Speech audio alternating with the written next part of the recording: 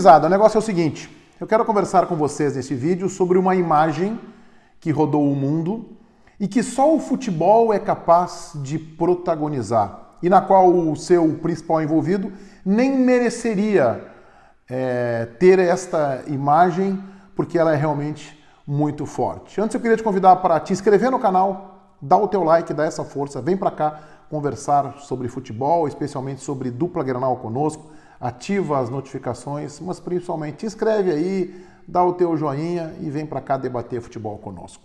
É claro que eu tenho feito o alerta nesses meus últimos vídeos de que você tem que estar muito bem informado, muito bem prevenido em época de pandemia, de Covid-19, e a prevenção adequada começa com uma informação correta. Esteja muito bem informado sobre tudo o que acontece e aí você terá também a melhor forma de se prevenir. Uma pandemia como essa se trata sem histeria, com responsabilidade, com seriedade e com também serenidade. Olha só, o Ronaldinho e o Assis deixaram a cadeia onde estavam trancafiados essa semana em Assunção, no Paraguai, para cumprir o regime de prisão semiaberto. Estão agora ambos hospedados, entre aspas, presos em regime domiciliar num hotel luxuoso em Assunção. Ficaram presos por 32 dias, o que não é fácil. Mas a imagem que me chama a atenção é esta aí. Essa imagem é o Ronaldinho saindo do presídio onde ele estava em Assunção, no Paraguai, e o primeiro ato que acontece é um fã, é um torcedor, provavelmente um paraguaio, com uma camisa do Grêmio, lhe pedindo autógrafo. Vejam como essa imagem é realmente muito forte. O Ronaldinho, por tudo que fez dentro de campo, ele é merecedor desta idolatria que ele tem no mundo inteiro. O Ronaldinho é, sem dúvida alguma, o jogador de futebol mais qualificado produzido nesse estado aqui no Rio Grande do Sul. Nem Falcão, que é catarinense, de Abelardo Luz, mas que sim desenvolveu a sua carreira, veio morar em Canoas muito pequeno, desenvolveu sua carreira dentro do Internacional, jogava tanta bola quanto o Ronaldinho Gaúcho, e nem Renato Portaluppi, nascido na Serra, próximo a Bento Gonçalves, jogava tanta bola quanto o Ronaldinho Gaúcho. O Ronaldinho jogava demais, gente. Ele foi por 2 vezes eleito o melhor jogador do planeta. Ele foi campeão com a seleção brasileira como protagonista do time da Copa do Mundo de 2002, ao lado de Ronaldo Fenômeno, de Rivaldo, de Roberto Carlos, de Cafu e de outros craques, mas com uma presença representativa naquele time do Filipão. Ele ganhou Champions como protagonista do Barcelona. Ele realmente jogava demais e ele só encerrou a sua carreira de forma prematura para a qualidade do futebol que ele tinha, porque ele já não estava aí há muito tempo para o futebol. O Ronaldinho deveria ter, por tudo que ele representou no futebol mundial e por ter sido formado no Grêmio, uma estátua dele em Porto Alegre como um dos maiores atletas desse estado. Ele, inclusive, carrega, e eu acho que é infelizmente, a marca Gaúcho no seu sobrenome. O Ronaldinho é o Ronaldinho Gaúcho. É uma pena isso. Por quê? Porque as suas atitudes fora das 4 linhas, elas vão de encontro às atitudes de alguém que é referência no mundo esportivo. Elas vão de encontro a alguém que é um ídolo no esporte. E ele só é ídolo porque dentro de campo ele jogou muito futebol. Mas fora dele, as atitudes do Ronaldinho andam na contramão do exemplo. O Ronaldinho teve problemas nos clubes onde ele trabalhou, e eu me refiro especialmente ao Grêmio, embora ele tenha saído do Flamengo também de forma conturbada. Ele apunhalou o clube que lhe formou, onde o seu irmão também foi formado como atleta, onde a sua irmã também trabalhou no departamento administrativo, pois ele apunhalou esse clube, o Grêmio Futebol Porto Alegrense, em 2 oportunidades. E nas 2 oportunidades de forma muito representativa, muito significativa.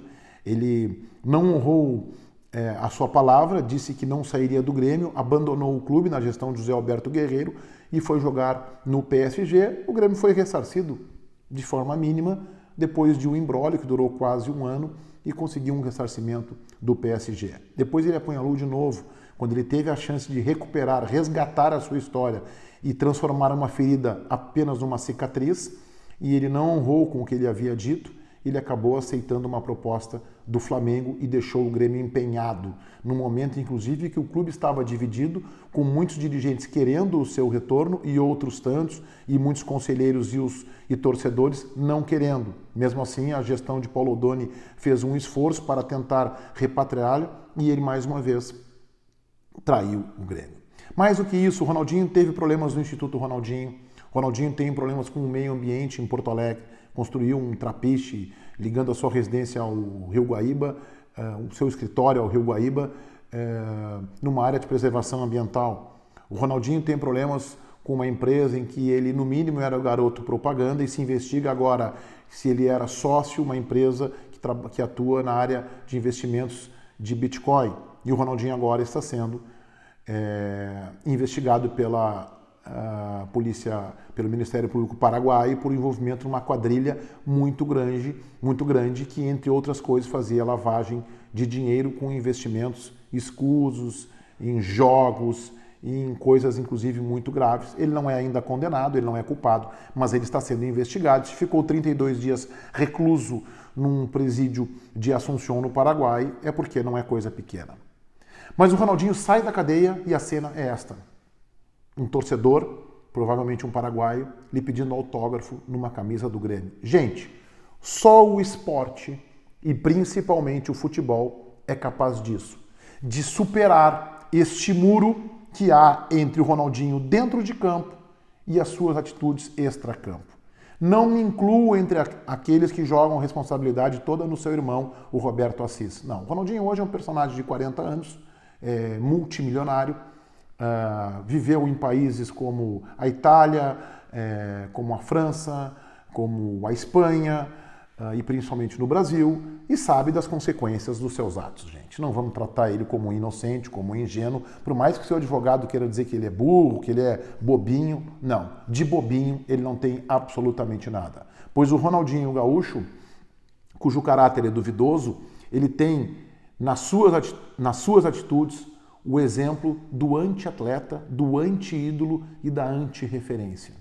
Gente, ele não é exemplo de nada. As suas atitudes são completamente comprometidas e eu lamento isso porque dentro de campo, de novo, ele jogava muita bola. Ele não é merecedor desta cena de sair de um presídio em Assunção, no Paraguai, e o primeiro ato que acontece é um torcedor, diante da sua ingenuidade, fã do Ronaldinho, com uma camisa do Grêmio, lhe pedir um autógrafo. As suas atitudes não correspondem a isso. Ele não é merecedor deste momento.